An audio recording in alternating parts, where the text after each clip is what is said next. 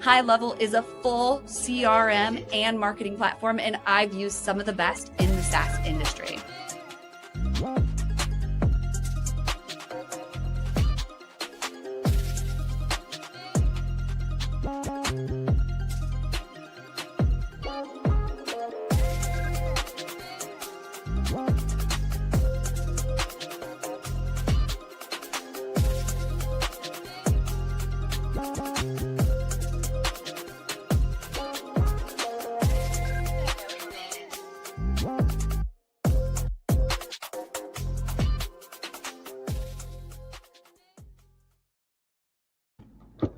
And we are live on LinkedIn, YouTube, Facebook, Twitch. We've got X.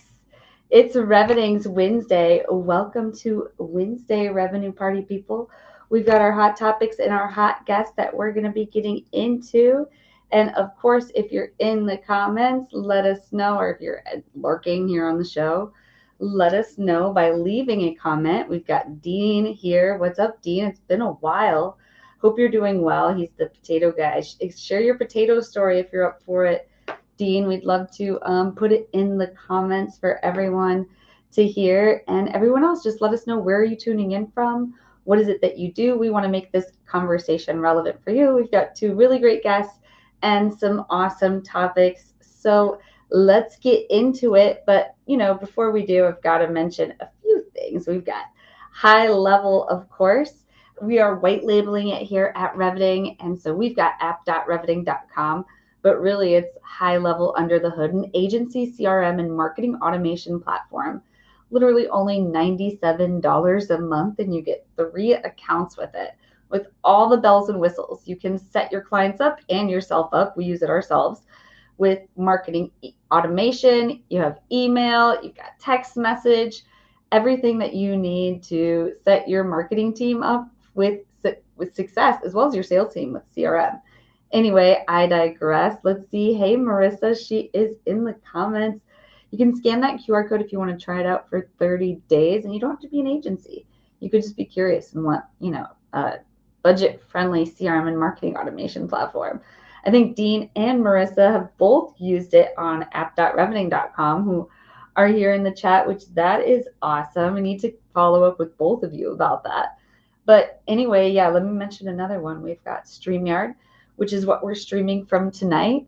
And we really like it. We not only go live ourselves, we help other businesses go live on LinkedIn, YouTube, Facebook, all the platforms. And we can do that right here on StreamYard. And we can be super creative with our overlays. You see, I got these little green things here. You can put it on top with a transparent background. And, also, like, if I really wanted to, I could do a few things. I have a black background, but, we could have something else back there if we wanted to, but I like to keep it simple on Wednesday. And, then we have the intro video and all the fun stuff we do, the comments. It's all very StreamYard. So try out StreamYard. You may not need help going live. You may just want to go live yourself. So here's my affiliate link. Go ahead and scan it. And if you do, let me know. Send me a DM on LinkedIn. I'd be glad to help you out. But, if you want help finding guests and setting up a real show, then go to reveting.com, and then we'd love to talk to you about that as well. But we are going to be getting into it. So welcome to the show to our guests. We've got Charlie Sells and Jeff Chen. Thank you so much for being here. Thanks for having me. Thanks for having me. Absolutely. Okay, so before we get into these really great topics that we have, could you both just tell us a little bit about you? Everyone can go, search you on LinkedIn and see your resume there. But what makes you human? So could you both tell us your full life story from birth to what brought you to now, starting with you, Charlie? Oh, sure. I'll happily break the ice here. So I'm pretty simple. I'm Tennessee born, Tennessee bred, and when I die, I'll be Tennessee dead. I've lived in Tennessee for most of my life and have been in Nashville for about the last 10 years with my wife and 2 kids. I've had quite a journey since then. I've lived all over the South, and man, I absolutely love what I get to do with business owners and leaders in branding and marketing. So I've always had a bend and a penchant for communicating ideas clearly.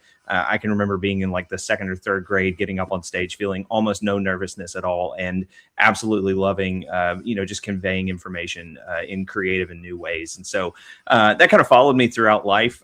Went to school for marketing, got a degree in marketing and logistics, and then in a small turn of events, became a youth pastor for 10 years. But when you work on a church staff, you find out very quickly that everybody who knows that you do business stuff feeds you all of the business stuff. So I got to do websites and newsletters and marketing and social media everywhere I was. And then about 7 years ago, went and worked for a guy here in Tennessee named Dave Ramsey. Cut my teeth as a copywriter and a content strategist there. And I did one little stint at an agency. And now I work with small business owners and leaders to reduce or completely eliminate confusion and navigate complexity so that they have better positioning and that at the end of the day, their brand is set up to win. And they have a strategy that they actually understand. In my free time, you can tell I love sports. I've got some vinyl records down here. I'm a little bit of a collector, and I had to slow down on that for a period of time. Otherwise, the entire shelves would have been filled with that. But man, we're loving life right now. We got kids who play baseball and soccer, and we're really excited for this season of life, and specifically for me, this season of business has been really, really fun. How fun. I totally hear you there too. I've got 2 kids and summer camp time and, all the things. 4th of July was really fun. But anyway, thank you so much for sharing that. I love your background, by the way. It's super colorful. Thank you. I'm just going to show everyone real quick. You've got all sorts of things back there. There's colorful books and rainbow style. You got some gloves and a typewriter, so eclectic.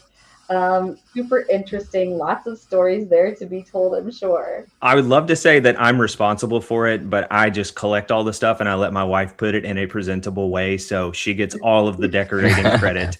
I just get to point at stuff. So this is my one of my clients just released this book a few months ago called The Core. It's a great leadership book. If you want to catch it, my wife is right over my left shoulder. And then, other random things that I could point out, but gotta have some love for the family, and of course America's native spirit, a little bourbon Easter egg up there as well. Incredible. Thank you so much for sharing.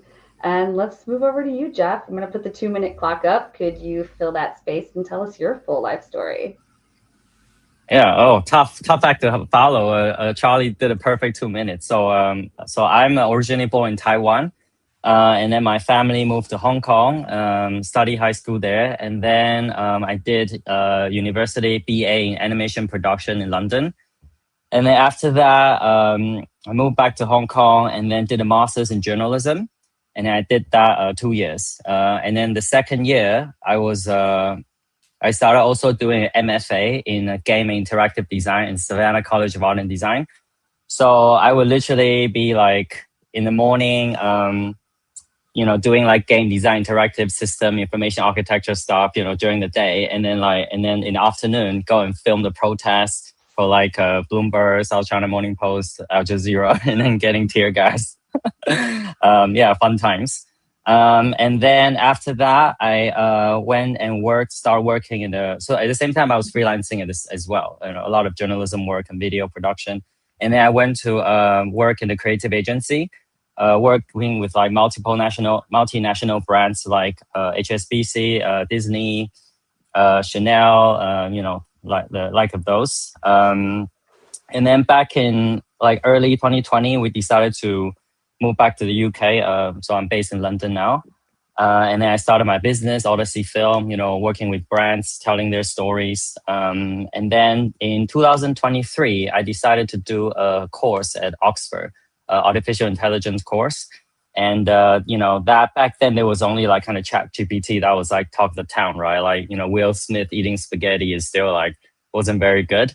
And then now, the entire game has changed. And then I sort of, got really deep into it. And then, so now my main focus is a human AI partnership strategist. So I help organizations and brands to find the best way to work with AI, but like it sticks instead of, Yeah. Definitely. Well, that's awesome. Then we've got an old AI veteran here in Jeff. So thanks for being here, Jeff, to lead us through some of these topics, because this episode title is Building Trust and Clarity in the Age of Human AI Marketing. So with that, let's just dive right into our topics, which our first one is all about clarity.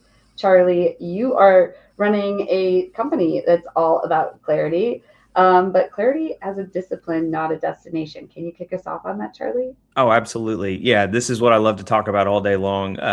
Some of it sounds like a simpleton being like, if it's not clear to me, I don't know that it's going to be clear to anybody else. And so, what started out as kind of a little toss away line that I had a former manager leader say to me was like, hey, I think your job is just to drive for clarity over everything. This is when all I was doing was writing copy. But that really set me on a trajectory to put clarity at the center of what I do now. And so my business is actually called Clarity Over Everything. It became kind of a mantra, and I had to pick a business name when I jumped out on my own, and I was like, okay, let's just go with that. But now that's kind of morphed into not just a framework, but it's also morphed into how I do what I do in a lot of different ways. And so my biggest thing when I talk to business owners is that, and really every time I talk about clarity, is I think we just treat it the wrong way, and we have for a very long time. We treat clarity as a destination or this one-time event. Anybody who has started a business has had a moment of clarity where they thought, this is the thing that I have to do, or I want to do, or this idea is good enough that I need to run with it. And then oftentimes we start running with it and we never revisit the mission, the vision, the purpose, the why, the what, and everything that goes into that. And over time, we wind up with a pile of tactics. We wind up with stuff that we do. And sometimes it makes sense, but oftentimes it doesn't. There's no strategy. There's no intentionality behind it. And then we go back on that quest for clarity. What is the tool that I must have in order to get over the hump? Who is the hire that I must make in order to go to the next level? What is that thing that I'm missing? And so when I talk about clarity as a discipline or as a practice, what it really does is it treats every day, every meeting, every monthly interaction, quarterly, annual, whatever it is, it reframes it to say, if I can go through certain steps, then I may not necessarily get to this ultimate euphoric catalyst moment of clarity where the clouds open and the angels are singing and everything totally makes sense again. But rather, it's a way to approach every single day to go, all right, well, we understand all of these things. And if that's true, then we can make the next right choice and then the next right choice. And that gives us a filter through which we can make bigger decisions. So, part of the business owners or some of the business owners I work with do this kind of instinctively. They've just forgotten how to do it because they're too busy worrying about accounting or worrying about ad spend or, is the color right on this thing? And when you can take that 40,000 foot view again and treat clarity as a daily practice or just a regular discipline, then it totally changes how you approach problems. I had one business owner in particular that I'll tell the story of really quickly. From the moment we started working together, I knew this guy just kind of got it in a retail space, wanting to grow an online presence. And so before we ever jumped into tactics, I said, what's your goal in all of this? And I expected to hear, we want to increase by, $10,000 a month or something like that. And rather than that, he said, I want our online business to completely, or at least get so close to our in-store experience that our customers are just served no matter what their touch point in our brand is. I was like, I wish everybody could have that answer because that drives most of the decisions, right? So from there, we got to create some really cool things together because he started with this piece of clarity and said, hey, I don't know where this is going, but I know this is what I want. And this is going to be the filter through which we make the rest of our decisions. And it was a great relationship. We worked together for about a year. And wouldn't you know, we actually did increase revenue by about 13% in an industry that was declining by about 3%. And it showed up in the bottom line in a really, really big way. So that's probably the soapbox that I'll be on until the day that I die, is just to say, if you as a business owner are treating clarity like this one-time event or it's a constant search, then I think you're going to be very disappointed, or you're going to spin your tires for a very, very long time. Definitely. Thank you so much for sharing all of that, Charlie. And before I just throw in and ask more questions, and audience, please share your questions and thoughts. I saw so many of you here. We've got Doug, we've got Tamara, we've got David, we've got Melissa. What do you think about all of this? Where are you finding clarity? What questions do you have? How can we provide value to you from this conversation? But before we get into all that, Jeff, what's your take on all this? Well, I mean, I'm just literally nodding. I mean, audience couldn't see it, but I was just nodding the whole time, because even running my own business, I could really feel that. Like, from the first time that, like, this was, a while ago, that I had that, personal singularity moment, right? And I feel like, wow, this is the kind of partnership I feel like everyone should have, like just this awakening, like amplifying my capability by so much, but still being true to myself. But then when you get into the weeds of it, you have to build your personal branding, you have to do business outreach, you have to do networking. And then exactly like you said, I feel like at times it does get into a grind. So I need a mechanism to reset, and then so like, yeah, everything you said, as a discipline, right? And I feel like that really applies to like human AI, partnership as well, right? It's easy for us to, go back to the cheap and the lazy way, right? And then just, just do this for me, right? But you have to actively show up like a practice, and I actually wrote about this recently where, you have like information, about marriage, about like, fitness, at the fig of your fingertips, right? But people still go to marriage counselors, right? They still hire personal trainers because it's a practice, right? Because you have to show up every day, you have to keep going at it. We always make mistakes, but we learn from it and then we improve, right? I feel so 100% agree with you. Yes, or we try to improve. At least we can give it our best. But yeah, before we move on to the next topic, Charlie, I would just like to know, like, what actionable advice would you give to some of the people in the audience? I'm thinking, you've got consultants, solopreneurs, but also like high level sellers in tech. Let's see. Yeah, I mean, I think that pretty much sums everyone up: business owner, solopreneur, or seller or marketer. If you are something else, there's someone else doing something else, put it in the comments. We want to know who we're talking to, but what would be the actionable advice you would give to that group, Charlie? Yeah, it's a great question, and inevitably you've got to have something practical that you can grab. Like it's easy to say like, oh yeah, just take clarity and run with it, and eventually you'll figure it out. But so here's the steps that I take folks through most of the time when we're going. It could be a meeting, a discovery call, it could be a workshop. But I kind of go through these 7 steps, and I'll just spoil it and say step 6 is where clarity comes into play.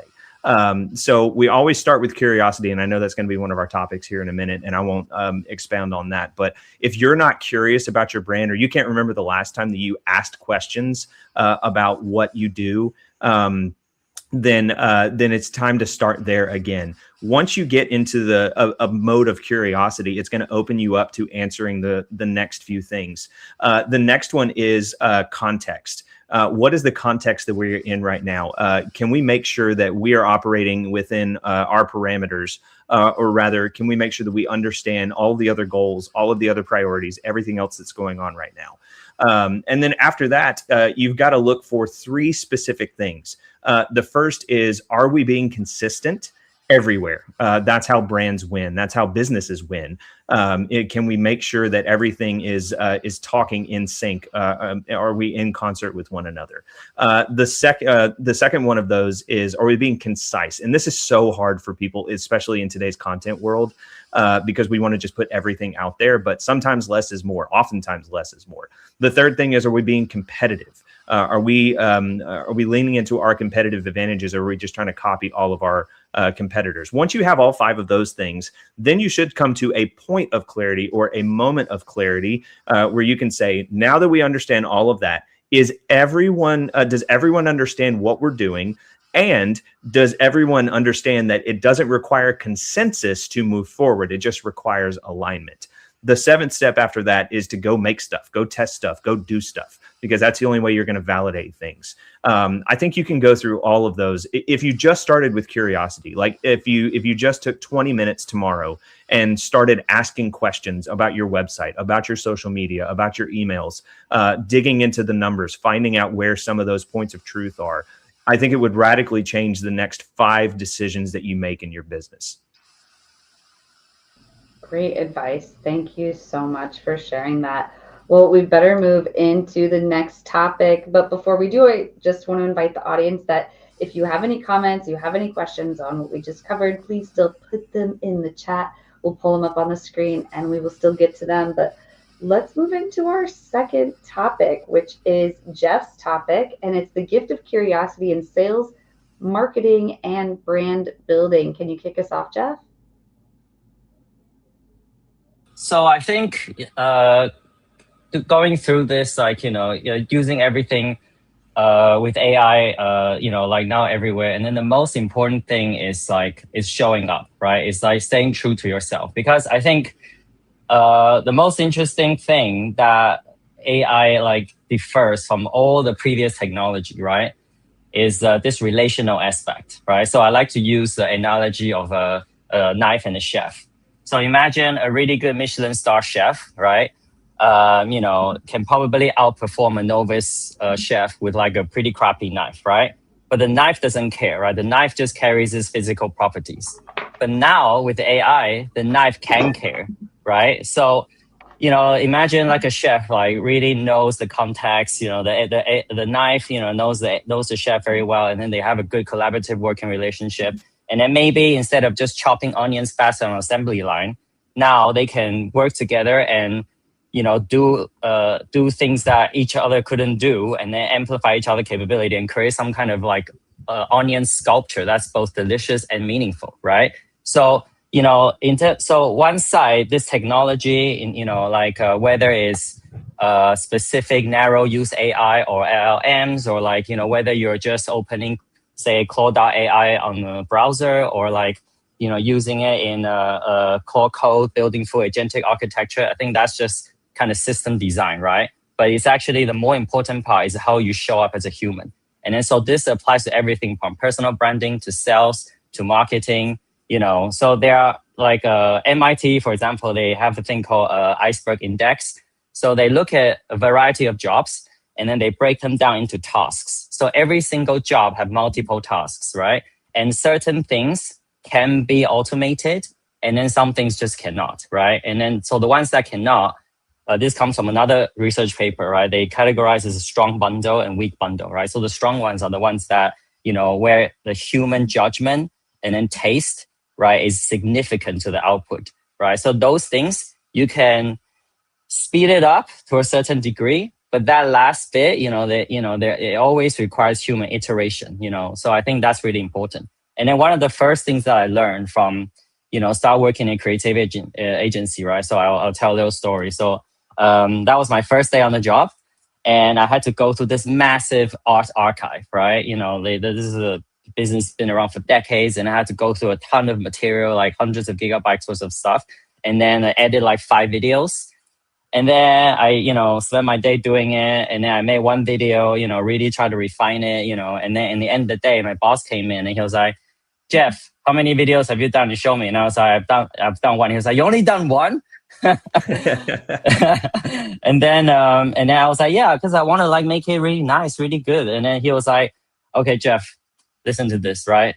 The first thing you need to know is like, someone could like something that, someone could hate something that you spent ages working on, but they could also easily like something you completely unintended.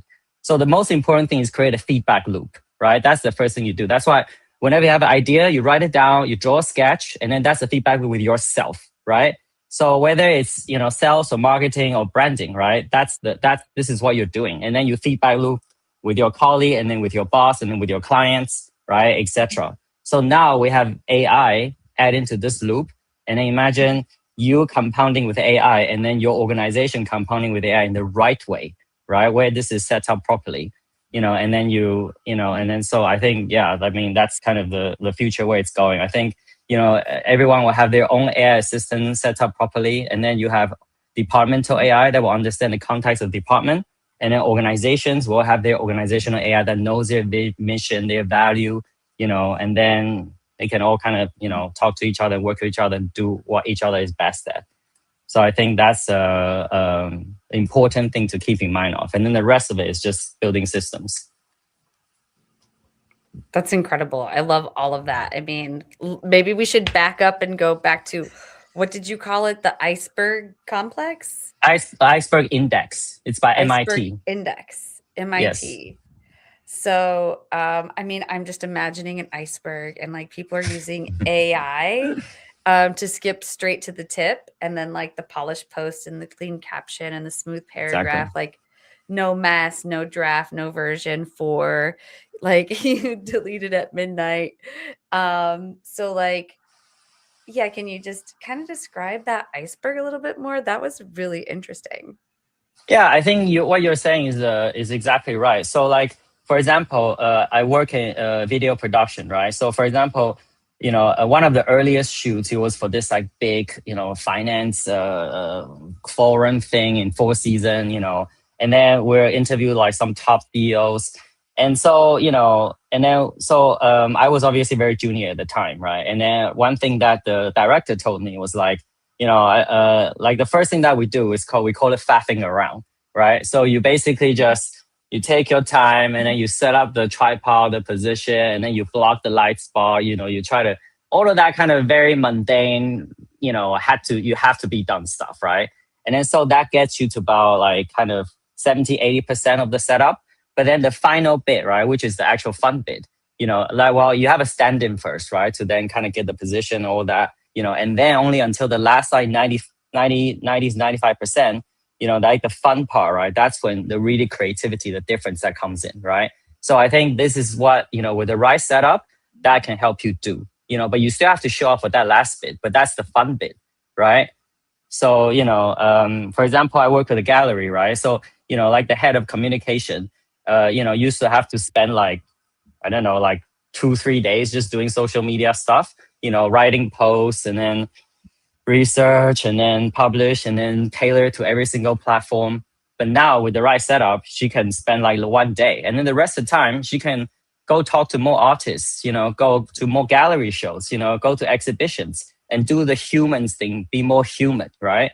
And I think, with the right setup and the mindset, that's what AI can help us do. Yeah, that's really interesting.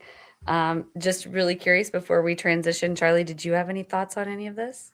I don't know that I could say it any better than that. I mean, it's, I know, probably the more important topic of the two that we're talking about, and just how to bring AI into your process and your business and your work. But I mean, I'm going through a little AI course right now that a friend of mine, he's a professor of a graduate professor in AI here in Nashville. He put it together, and it's amazing. He kind of speaks to the same thing in a different way, where he says we're trying to treat it like a coworker and a partner, but we forget everything that has to be set up before then, and we just want to move to the results really, really quickly. In fact, I work with business owners all the time that that's exactly what they use it for. Hey, ChatGPT told me to do this today, or I just threw it into Claude, and this is what it said. And I'll kind of nod my head a little bit and go, okay, well, let's think about everything else you've got going on first. Because if we're just taking every input, or every output rather, and every result without really thinking it through, well, that might not be the best thing. It could be, it very well could be, but if we're not going to be curious enough about it to take a breath and question it first, then we have maybe a little bit a different problem and a different kind of disconnect. So. And I think that, unfortunately, the byproduct of that is that AI gives us this false sense of certainty, and we think that that is the thing. It is the source of truth. It is the best thing that we could put out there. Yes. And my answer is always maybe. But how good was your prompt? How great is your AI set up? Are you just using it like Google instead of how it's actually intended to be used? And I by no means am an expert. Like, I'm constantly learning in all of this. And I'll probably call Jeff after this and be like, will you please fix my Claude Cowork so that it actually does what I want it to do?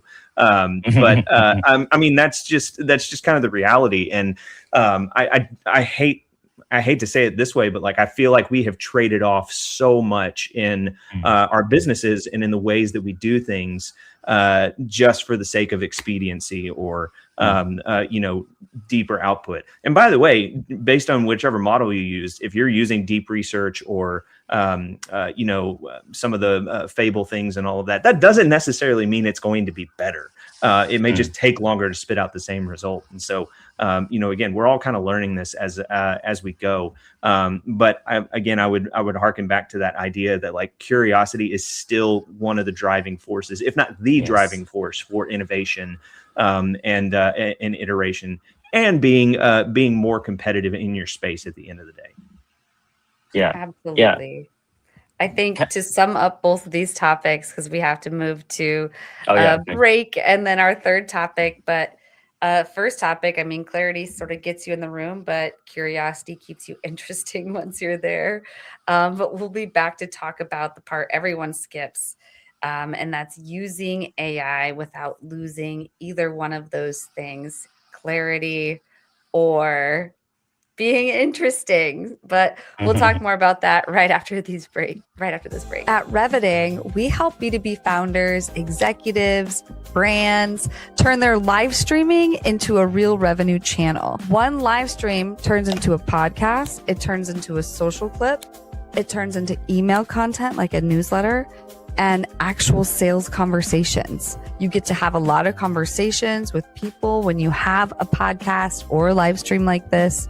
And if you want to be known, trusted, and remembered in your industry without being online 24/7, worrying about your posting, this is what we do. Just head on over to reviting.com and let's build your show. I want to give a quick testimonial for the Reviting team. I was really nervous about doing lives. They very much have helped me increase my reach and online presence. So thank you, Reviting. I love what you and the team do. I've been picking up 50 followers a day just because that content is resonating so well. It's working across a lot of different channels for me. One of the problems that we struggle with is getting our brand out there. Her team have been able to do for us is the idea of going live on LinkedIn and using that platform to its fullest extent through the way they're able to take the live event and break it down into bite-sized posts, video clips, as well as the content within the posts themselves.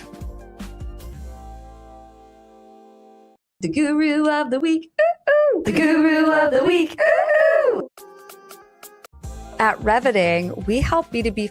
This is Mike, also known as Clean with Mike on Twitter. Mike hired a virtual assistant from Cherry Assistant about 2 years ago. Now he has a $50K per month business, fully managed by a remote operator, in South Africa. His VA from South Africa does the following: closing inbound leads on the phone, Yelp and Google and Facebook, manages his CRM on Go High Level, deals with rescheduling, cancellations, any issues, hires and manages the cleaners, and sends them daily reports and updates. Mike has a fully cash flowing business managed by a remote operator for only $8 an hour. You can also hire a US equivalent worker in the Philippines, South Africa, Latin America for a fraction of the cost with Cherry Assistant. Be like Mike and grow your business with offshore staff. Yes, and there's a menu of services on the screen that you can get with Cherry Assistant. They do all sorts of things. Just delegate. There's probably something you need help with. Scan that QR code. Make sure you let them know you heard about them through WinsDay for $250 off your first month. And hopefully you all are hearing me a little bit better. I've switched mics, but if there's any issues, just put it in the comments. We still want to hear from you. Who's here in the chat? Let us know where you're tuning in from and what it is you do, because we're moving into our third topic, which is why AI adoption fails when people treat tools like shortcuts. Jeff, can you set the stage for this topic? Yeah, sure. Yeah, I mean, I talk about this with from individuals to organizations all the time, right? So I think a lot of people, I mean, going back to what Charlie was saying, right? Still using different AI calculator, right? So you expect the perfect answer. And I think, in a way, it's not their fault because, again, Charlie mentioned this, right? Like we got this idea about AI, like largely from Hollywood, right? Before we actually have LM, like before AI were called AI, they're called deep learning, right?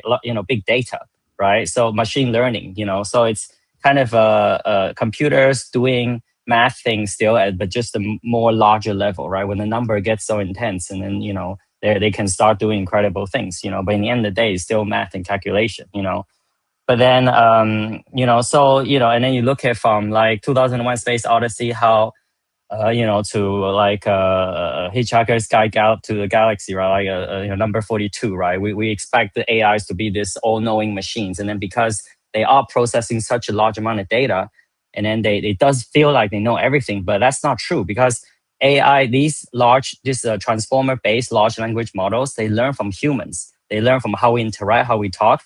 And I make mistakes all the time. So why should I, expect the AI to like not do that, right? So actually, they are better at lateral thinking in different ways. If you know how to, because they are built to like make the connection with the neurons like firing each other. So so I think the first step I always say is the mindset. So imagine say like a law firm, right? You have paralegals, right, that have to go do a lot of data processing, research, reading a ton of stuff, right? And you don't expect the paralegal or the intern to like not make mistakes. As a lawyer, you have to go through them, right? And then if AI hallucinate cases and then like you missed it, that's on you. So don't treat it like a perfect answer machine that just like execute for you, but treat it like an iterative partner, right? So like when I work with my AI, we always go through multiple drafts. Like I find the right context for it, and then it creates the first draft, or maybe I do the first draft, and then we iterate multiple times. Except that now you don't even need to physically type text on the Word document, right? It does that first step, but you just need to edit. Like we all, you just become from an editor, right? Instead of a writer, you become an editor. So, if you think of it that way, then it's not that bad, right? But if you expect perfect answers, then you're always going to be disappointed. So, stop treating AI like shortcuts and, treat it like iterative partner. That I would think is the best approach. And then again, like rest of it is just, system setup, right? And then the deeper really AI fluency is not like memorizing a list of tools or like, what's the best model or like the best prompt library. Because in a way, I feel like prompt engineering is kind of a hack because for the longest time, right, like we build computers, right? And then they don't speak human language. So we need to learn programming language from binary to C to Python, to learn how to talk to it. And then we need to specify everything. And now it's kind of the same, except that we don't have to learn a completely foreign language, right? They can speak English better or whatever other language, but still like, they're not human yet, right? And then if you want to talk about emergence or waking up. That's a whole other philosophical discussion, which I'm happy to get into. But right now, as far as we know, like there's no solid proof yet that they're, but a lot of companies like Anthropic, Meta, Google DeepMind, they all have at least kind of a welfare department that's sort of looking into this just in case they are conscious that we don't know about, but anyway, we don't have solid evidence yet. So, that's where I'll stop there. Such great points. Oh, there's so much to get into there. It's important to leave a human in the loop, of course. And I like your analogy of the law firm because, you're right. Nobody walks into the law firm just assuming the paralegal is perfect. And yeah, AI is not perfect either. And I think that mindset change, like you were talking about, is exactly what people need to keep in mind is you have to keep the human in the loop. Everyone makes mistakes and AI will act like it knows everything, but it really doesn't. It makes mistakes too. But Charlie, what are your thoughts on all this? Well, I'm definitely out of my depth to talk about AI other than from a user standpoint. But I will give Jeff a lot of credit because I love that you said like humans still trained it. As a copywriter by trade and by discipline myself, we have all had to mourn the death of the M dash in more ways than one. I mean, there was a revolt on LinkedIn when everybody was like, the M dash is indicative of AI slop. And all the copywriters were like, we've been using M dashes forever. And the AI learned it from us. And now you're telling us we have to kill it? Like, come on, guys. So it's hard for me to, write copy from scratch because I love a good M dash, but now I have to be like, oh no, is somebody going to hate that? Are they going to think that it was derivative and all of that? And so we've had to return to the parentheses and the semicolon and all of our tried and true grammar tactics now. But in all seriousness, Jeff's exactly right. Like there's a human side to this as well. In fact, copywriters were one of the few disciplines that I think got hit by AI the quickest. I wouldn't say the hardest necessarily, because a lot of copywriters and content strategists that I know are utilizing AI in healthy ways. It's not a replacement. It's not supplemental at all. It is to Jeff's point, it's a tool that we're all figuring out how to navigate and whatnot. But it didn't just hit us because it was the newest thing on the block. It hit us because it was sold as kind of a replacement. Like, why would you write copy or why would you pay a copywriter when, AI can do it for you? And I've seen some of this AI slop. I have thankfully not produced any myself because nothing that I would ever put in front of a client is just straight robot words. It always goes through a human filter, a brand filter, or something like that. And so, when some of my clients will ask me about AI adoption, I'll be like, I use it. I'm not gonna lie to you, and I would tell you exactly how I use it and where I use it and what I use it for. And they're like, well, aren't you worried you're going to get replaced? I said, no, because the AI still can't discern the way a human does. The AI still can't make decisions and think critically the way a human does. It's still very binary. It's still very derivative. And though we may be moving towards a singularity or whatever it is, humans are still going to have to be involved in it one way or the other, whether that is to, go back and forth and say that wasn't quite right, or to, hopefully not one day in a doomsday scenario, pull the plug or anything like that. But it's still going to be a relationship. It's still going to be a give and take, and it's still going to be an iterative process of how we learn to use it. And so I think we're going to see a swing in the other direction where everybody who went all in on AI to replace coders and copywriters and, VAs, I think we're going to swing back the other way and go, actually, you can use it and we think it would be helpful, but we kind of need you back in your seat because you were a little bit more effective in the long run than the AI was in the short run.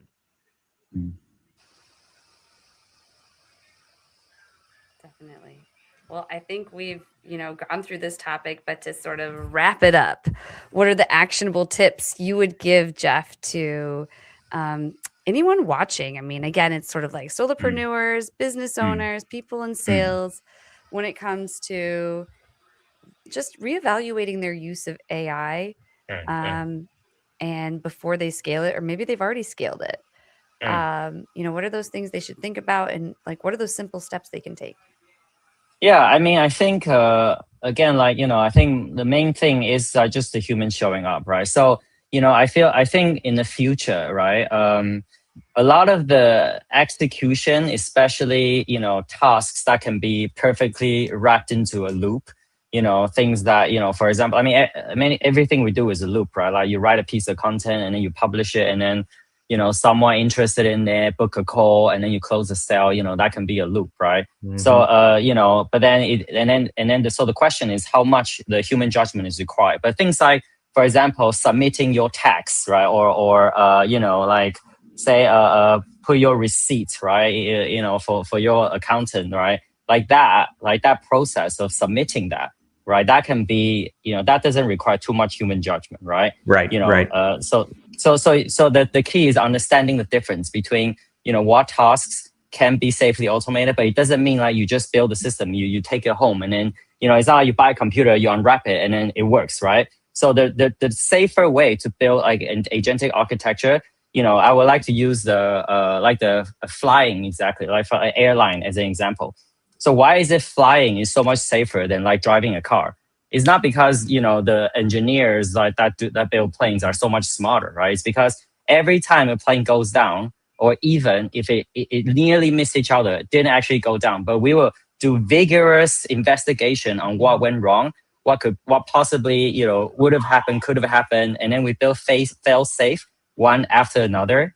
And then so this is how you should treat like a building AI workflow as well, right?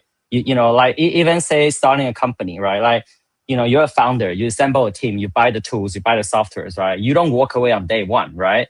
You have to sit with the team, you watch them build rapport, you fill in the blanks, where you need to, and then train the system up together.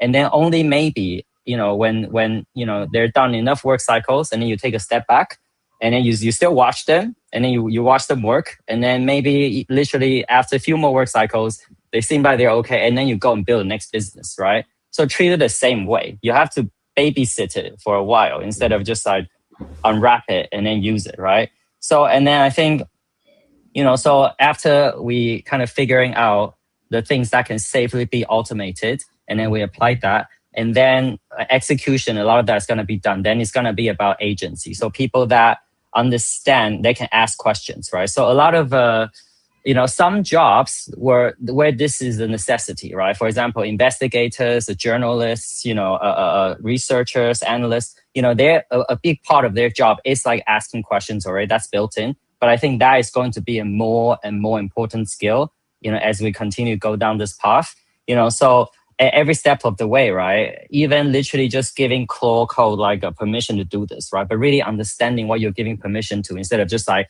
submit everything, right? Right. So every step of the way is to really understand that, because this is where AI could go wrong. It's like, you're lazy, and then you say, I'm just gonna give a permission to my entire LinkedIn, right?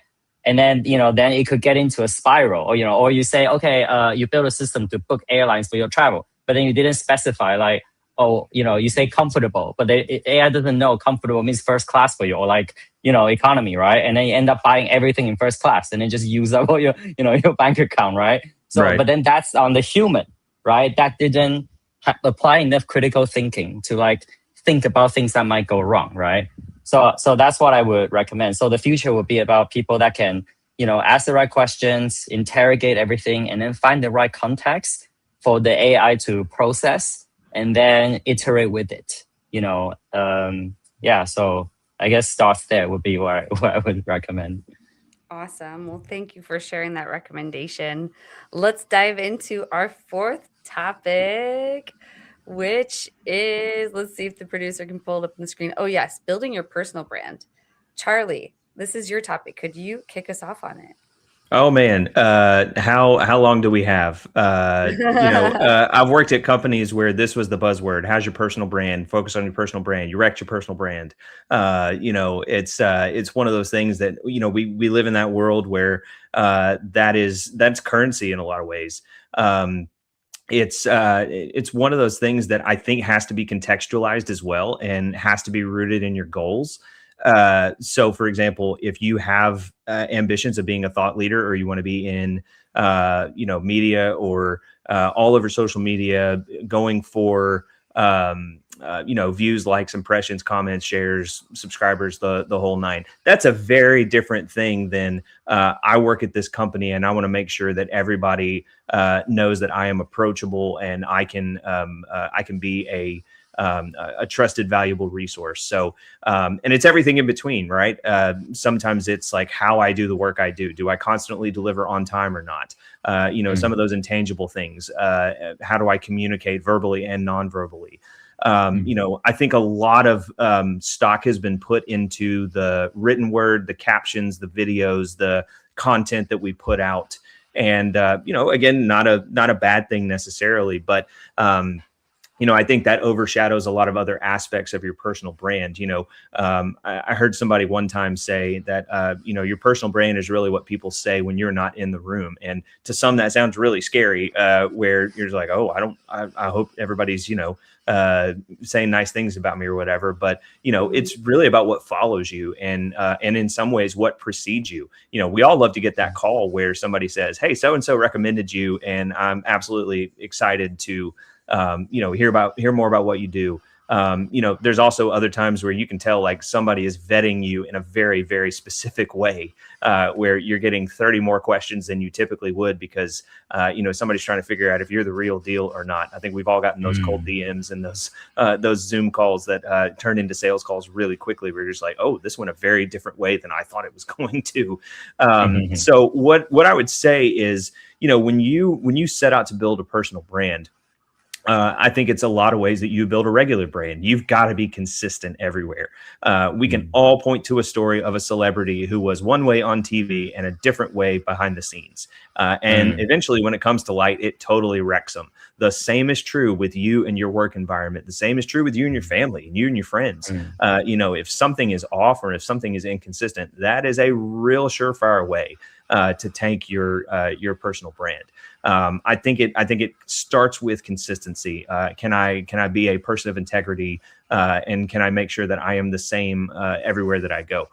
Brands have to be really good at this. They want the website to be the exact same experience as social media. I can't tell you how many times that we've looked at case studies of brands like Cracker Barrel, for example, who tried to redesign their logo, and it was nothing like their brand, their long-standing historical brand. And their customers were like, "This is dumb. Why? Who signed off on this? Why did you think this was a good idea?"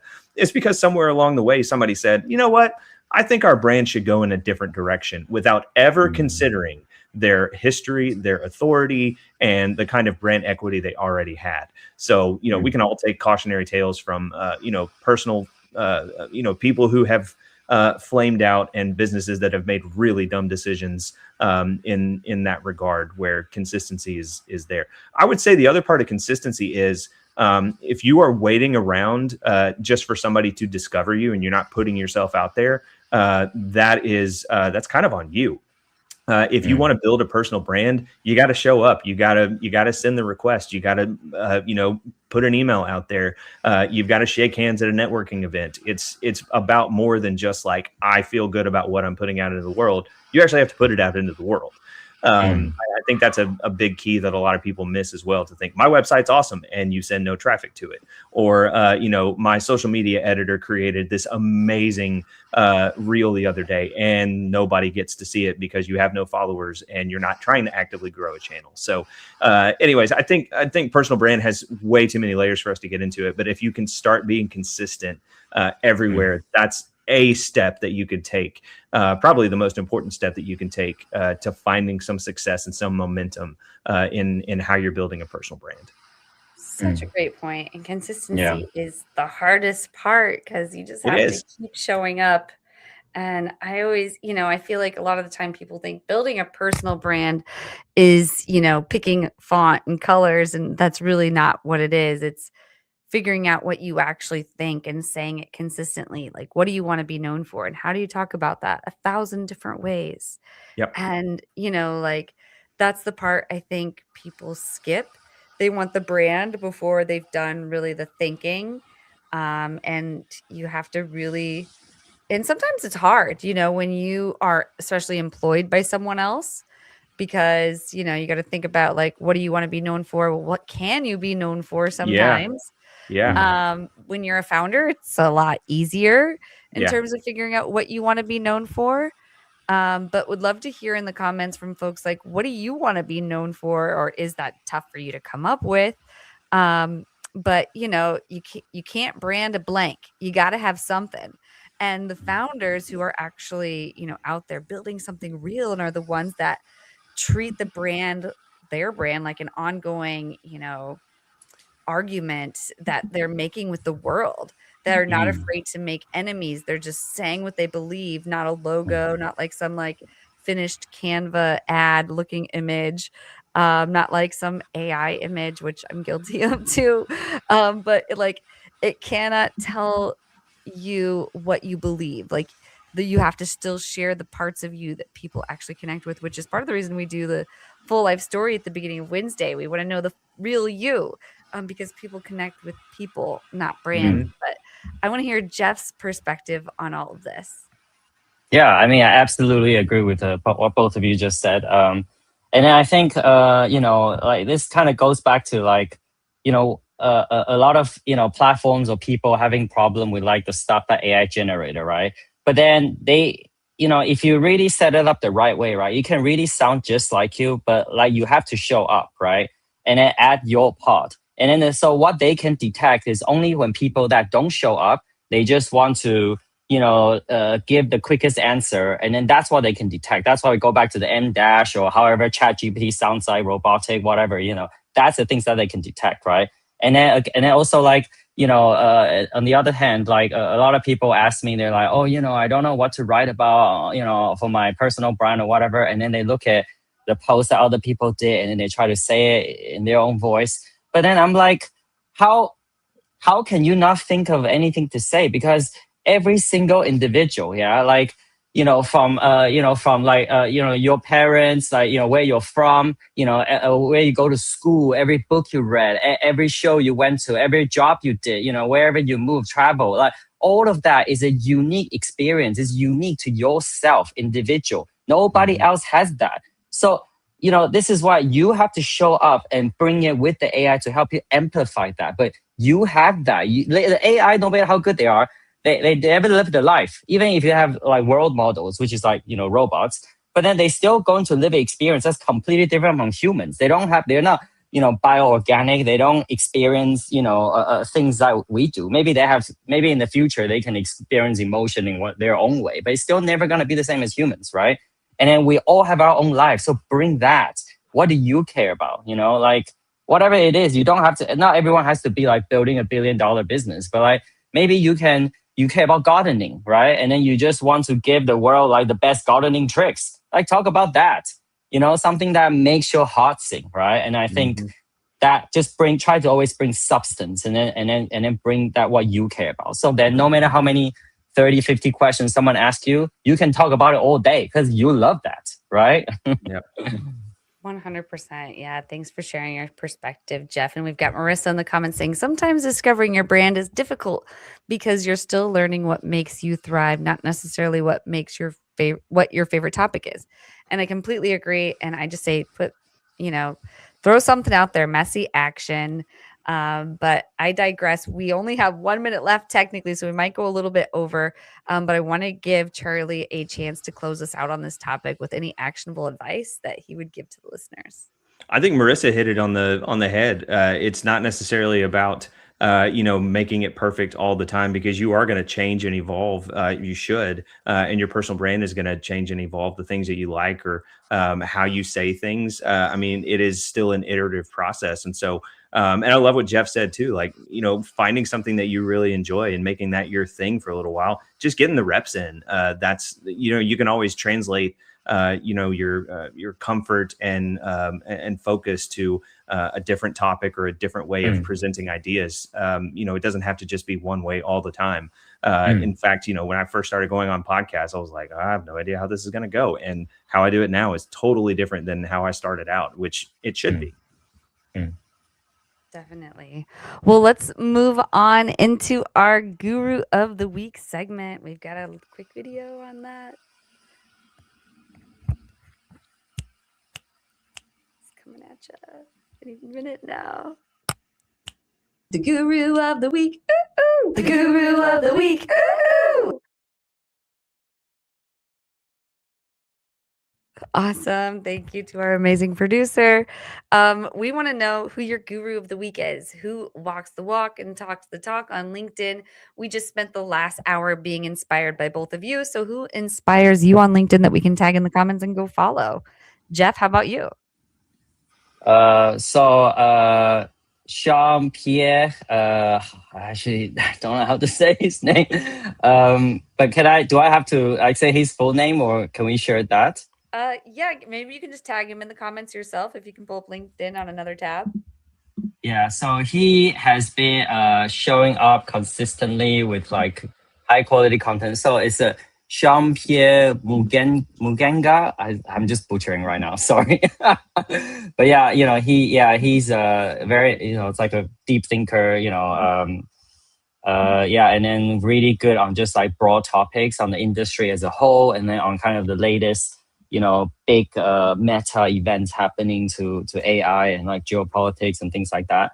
I'll just put his name in the chat. Do I put it in the comments? No, in the chat. All right, here it is. And then I also like Alex Hornby, also like, very knowledgeable in terms of like AI in with like organizations and things like that. Also like very high level, thinker. Yeah.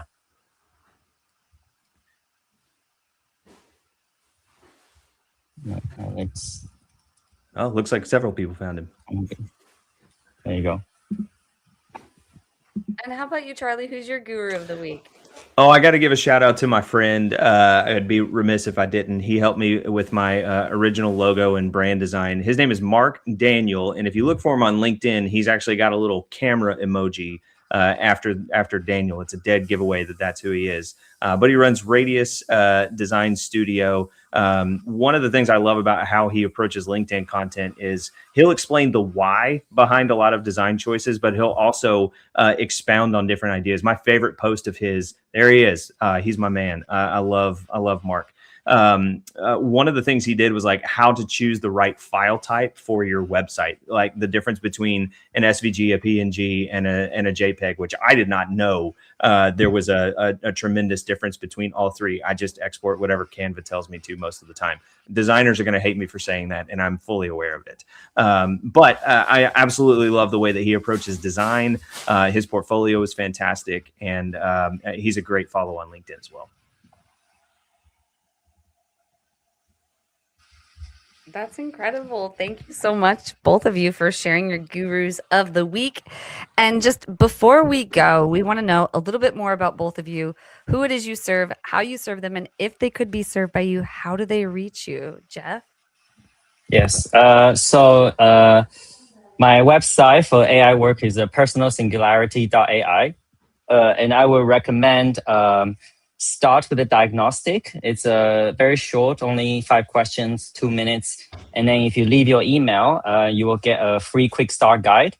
Just kind of, get you started on the kind of the right mindset, right, of walking into an AI, engagement, because the risks are real as well. I mean, I have a ton of research on people from like suicide, divorce, to like losing a ton of money in like AI entanglement and delusional. So it's not just amplifying human potential, but it's also for risk. So and then I mean that's the best way to start. And then you can find me there through my LinkedIn, my email. Just always happy to chat. And then once you start with the right mindset, whether you're an individual organization, then the rest of it is just figuring out the workflow. That's how I see it. Nice. Well, both of you shared really, really great information today. Thank you both so much for coming on the show. Thank you to everyone who attended in the audience. This has been an excellent episode of WinsDay. And I see Marissa in the comments. Marissa Banks, you are awesome. She says, awesome. Mark was one of my first connections on LinkedIn. That's incredible. So Absolutely. thank you so much for mentioning him because I've actually never heard of him. We've got David here saying, I totally agree. We all love to get that positive call, but sometimes you pick up the call where you have to be a better person and do a real deal or not. Yes. And I love all the comments. Keep them coming even after the episode. And be sure to tag myself or the guests who are here. And we'll just continue to talk to you right here on this thread. But until next week, if you want to watch and binge WinsDay, just head on over to your favorite podcast platform and you can find us there. But we'll see you all here live on LinkedIn next week.